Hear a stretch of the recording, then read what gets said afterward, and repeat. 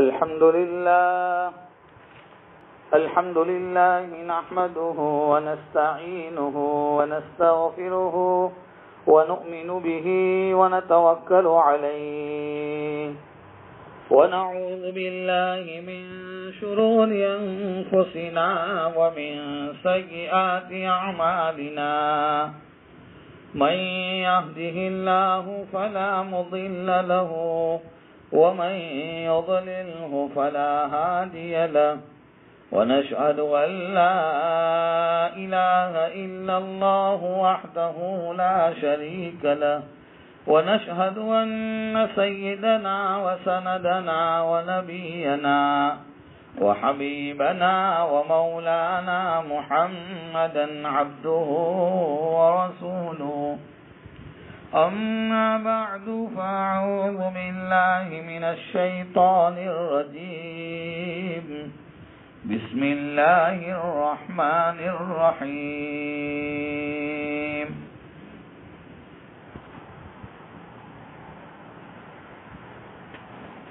وتوبوا إلى الله جميعا أيها المؤمنون لعلكم تفلحون صدق الله العظيم وصدق رسوله النبي الأمي الكريم ونحن على ذلك لمن الشاهدين والشاكرين والحمد لله رب العالمين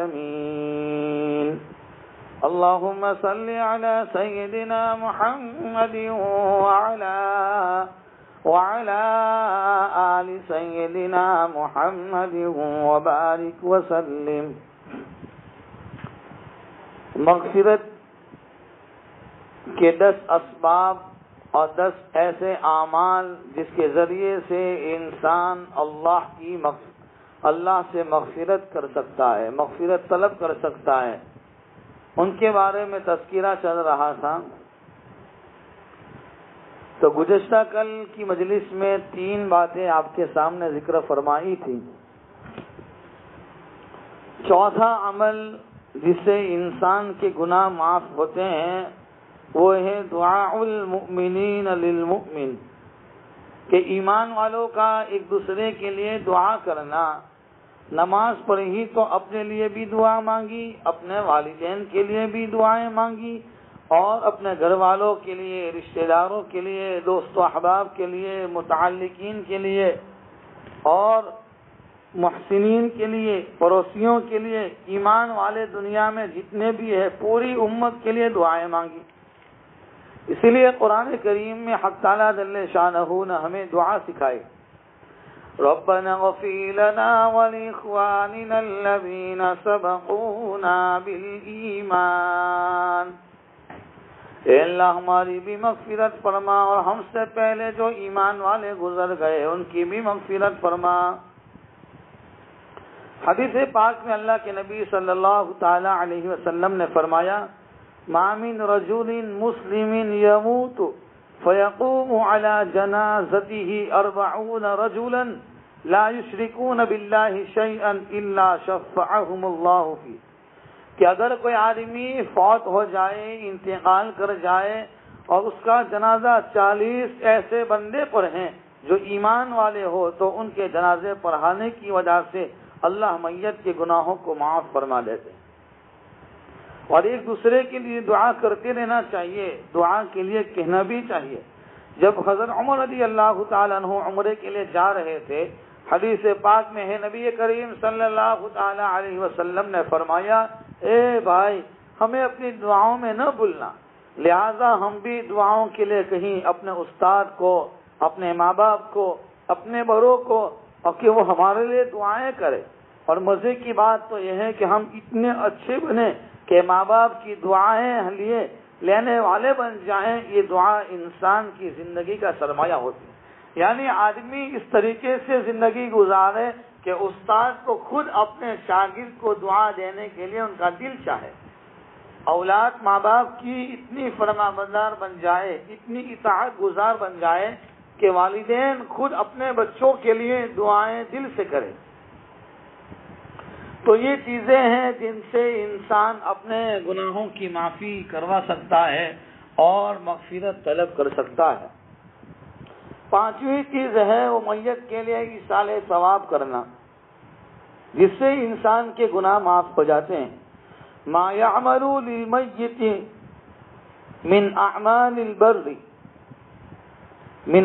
البر، کہ اگر کوئی بندہ فوت ہو جائے، انتقال کر جائے، تو اس کی طرف سے جو نیک اعمال کیے جاتے ہیں اس کی وجہ سے اس میت کے گناہ معاف ہوتے ہیں۔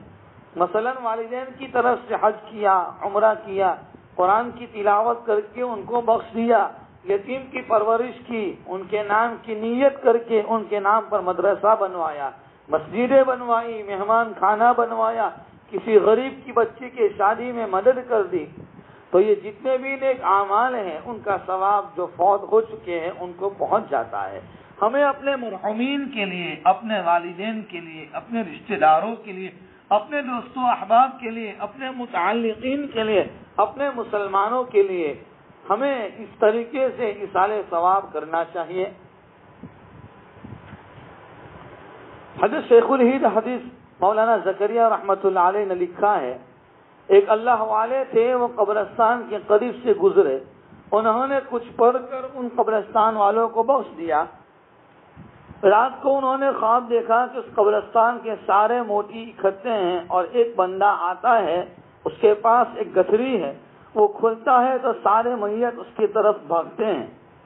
ایک بندہ اپنی جگہ بیٹھا رہتا ہے، اس نے اس سے پوچھا کیا یہ معاملہ ہے؟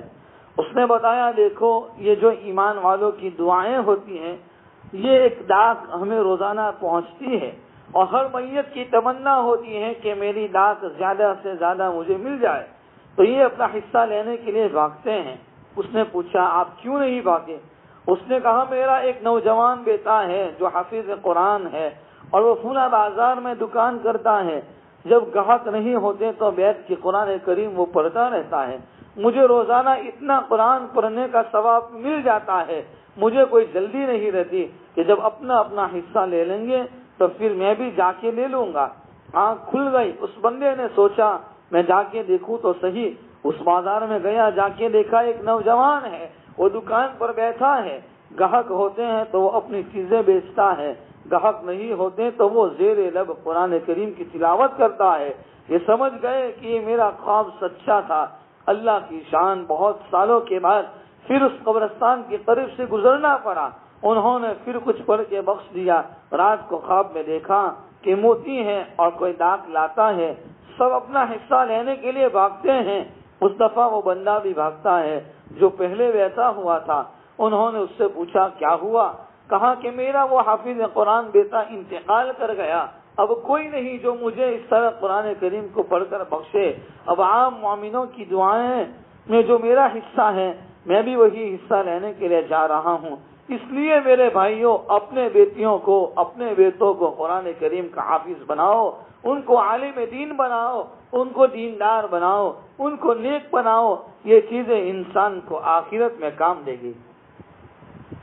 اسی لیے حدیث پاک میں آتا ہے جب انسان انتقال کر جاتا ہے، قبر کے اندر چلا جاتا ہے، دفن کر دیا جاتا ہے، اس کے اعمال کا سلسلہ ختم ہو جاتا ہے، لیکن اس نے جو دنیا میں نیک اعمال کیے ہیں، اگر وہ حافظ قرآن ہے، عالم دین ہے، کسی کو پڑھایا ہے، یا کسی کو کوئی اچھی بات کہی ہے، یا کوئی مدرسہ مسجد بنوائی ہے، صدقہ جاریہ کیا ہے، تو یہ ان کے لیے اعمال کے اور ثواب کے جاری رہنے کا ذریعہ بنتے ہیں۔ ہمیں اپنے گناہوں سے اللہ سے سچے دل سے توبہ کرتے ہوئے ہمیں اس باتوں پر غور و فکر کرنا چاہیے کہ ہم اپنے مرحومین کے لیے کتنا ایصال ثواب کرتے ہیں، کہ جن ہم مرحوم والدین کی اور جن رشتہ داروں کے جائیداد اور مال و دولت کو ہم استعمال کرتے ہیں اور ہم ان کے لیے ایصال ثواب نہ کریں۔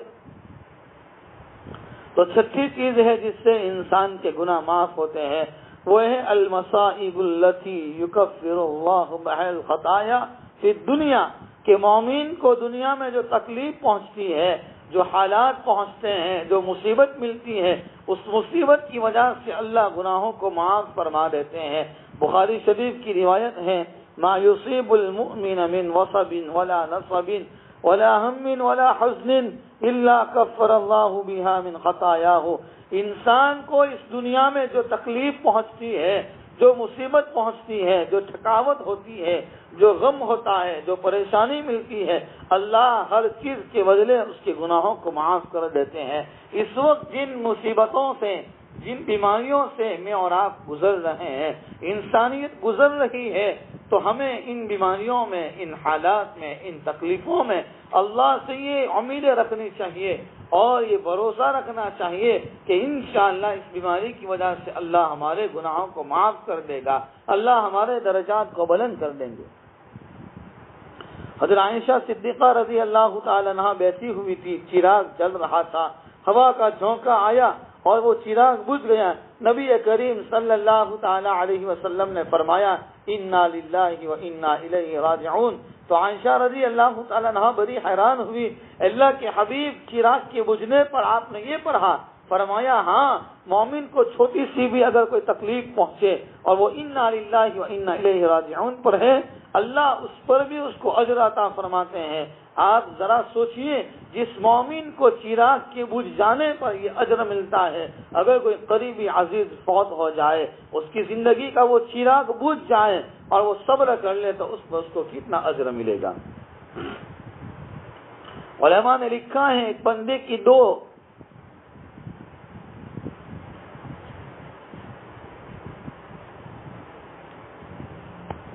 کہ جب انسان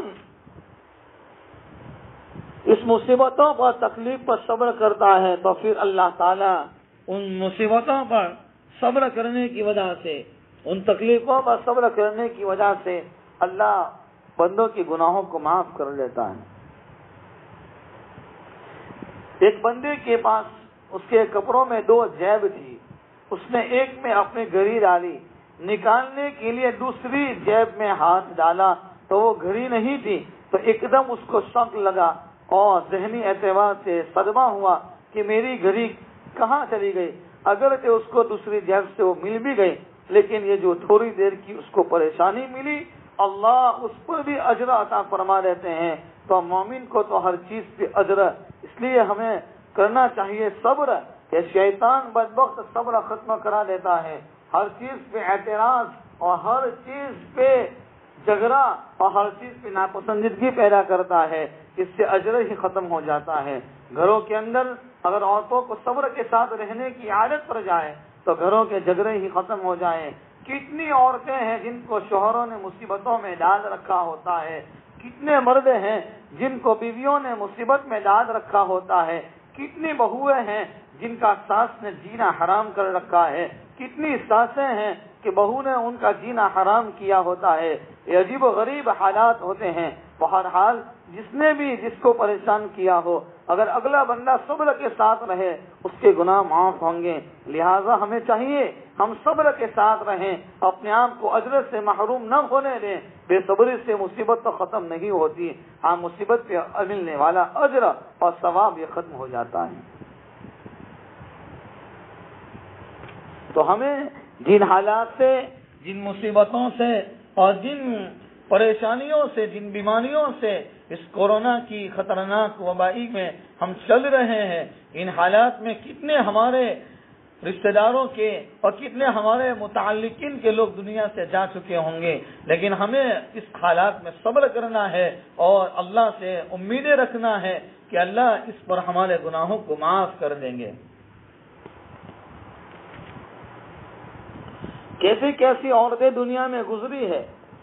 ایک بزرگ فرماتے ہیں کہ میں طواف کر رہا تھا، ایک عورت کو میں نے دیکھا، وہ کہہ رہی تھی اے اللہ میں اس حال میں بھی تجھ سے راضی ہوں، میں اس حال میں بھی تجھ سے راضی ہوں. وہ فرماتے ہیں میں نے پوچھا اے خاتون تیرے ساتھ کیا معاملہ پیش آیا؟ وہ کہنے لگی میں اپنے گھر میں تھی، میرے چھوٹے عمر کے 3 بچے تھے اور گھر میں میں روٹیاں بنا رہی تھی، میرے 2 بچے کھیل رہے تھے اور ایک چھوٹا سا بچہ میرے قریب رینگ رہا تھا، وہ بھی کھیل رہا تھا. اچانک مجھے کمرے سے ایک زور کی آواز آئی. میں نے جب جا کر دیکھا تو اصل میں گھر میں ایک چھری تھی جو کافی تیز تھی، وہ کہیں بچوں کے ہاتھ میں آ گئی. بچوں میں سے ایک نے دوسرے بھائی کو کہا تمہیں پتا ہے یہ چھری کتنی تیز ہوتی ہے؟ اس نے کہا نہیں، تو اس بچے نے نادانی میں چھوٹے بچے کے گلے پہ وہ چھری چلا دی اور اس کی وہ سانس کی نلی کٹ گئی۔ اب جب وہ بچہ تڑپنے لگا، یہ بھی پریشان کہ یہ کیا ہو گیا، وہ عورت کہتی ہے کہ جب میں وہاں پہنچی تو میں نے دیکھا کہ میرا بیٹا آخری سانس لے رہا تھا، میں نے اس کی لاش اٹھائی اور صحن کے اندر چارپائی پہ لا کے ڈال دیا۔ پھر میں فکر مند ہوئی میرا دوسرا بیٹا کہاں گیا، نظر نہیں آ رہا ہے، میں ڈھونڈنے لگی۔ اب وہ بچہ ڈر کے مارے چھپ گیا تھا، ہمارے صحن کے اندر لکڑیاں رکھی ہوئی تھی، وہ اس کے پیچھے چھپا تھا۔ جب میں نے دیکھا تو وہاں پر ایک سانپ تھا جس نے اس بچے کو کاٹا اور وہ بچہ بھی وہاں مرا پڑا تھا۔ کہنے لگی میں اس کی لاش بھی اٹھانے کے لیے آئی اور اس کو لا کے پہلے بچے کے ساتھ بستر پر لٹایا۔ پھر میں نے محسوس کیا میرا تیسرا چھوٹا بچہ کہاں چلا گیا، وہ تو ادھر کھیل رہا تھا۔ کہنے لگی جب میں قریب آئی تو میں نے دیکھا وہ چھوٹا بچہ رینگتے رینگتے اس آگ کے تنور کے اندر جا گرا۔ میں نے اس کی جلی ہوئی لاش نکالی، تینوں بچوں کو لٹایا اور ان کو نہلایا، ان کو کفنایا، پھر ان کی تدفین کا عمل ہوا اور میں عمرے کرنے آ گئی اور میں اپنے اللہ سے کہہ رہی ہوں اے اللہ میں اس حال میں بھی تم سے راضی ہوں، اور جس پروردگار نے بیٹوں کی نعمتیں دی اس پر بھی اس پروردگار نے مجھ سے واپس لیا۔ سوچئے ان مصیبتوں کے حالات میں بھی وہ صبر کرنے والے صبر کرتے رہے۔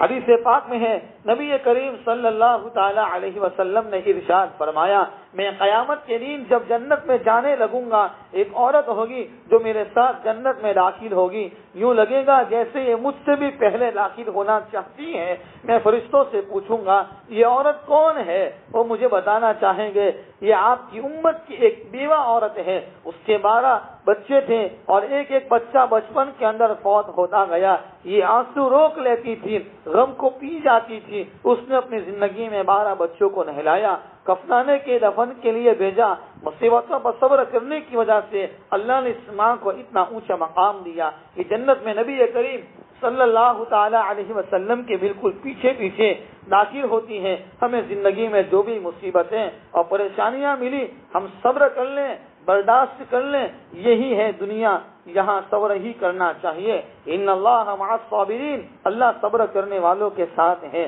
غم نہیں مانگے، اللہ سے عافیت مانگے، لیکن اگر غم آ جائے تو صبر کیا کرے تاکہ صبر کا اجر یہ ضائع و برباد نہ ہو۔ تو آج کی مختصر مجلس یہیں پر ہم ختم کرتے ہیں۔ ان حالات میں، ان پریشانیوں میں، ان مصیبتوں میں اگر ہمارا کوئی متعلقین، ہمارا کوئی رشتہ دار یا ہمارے کوئی محسنین میں سے یا کوئی بھی مسلمان کے گھرانے سے کسی کا انتقال ہو جائے، ہم جا کر ان کو صبر کی تلقین کریں، ہم جا کر ان کو دلاسا دیں، ان کو تسلی دیں کہ ان تکلیف پر صبر کر لے میرے بھائی اور میری بہن، صبر کر لے، اللہ اس صبر پر دنیا بھی بنا دیں گے، اللہ اس صبر پر جنت میں درجات کو بلند کر دیں گے۔ اسی لیے ہمیں ان حالات میں صبر سے کام لینا چاہیے۔ اللہ ہم تمام کو صحیح معنی میں اپنی زندگی کو صحیح بنانے کی فکر اور اس کی توفیق کامل نصیب فرمائے، اور اللہ جل شانہ ہمیں صحیح معنی میں آخرت کی تیاری کے ساتھ، آخرت کے ساتھ ہمیں فکروں کے ساتھ زندگی گزارنے کی اللہ ہم سب کو توفیق کامل نصیب فرمائے۔ میرے بھائیوں،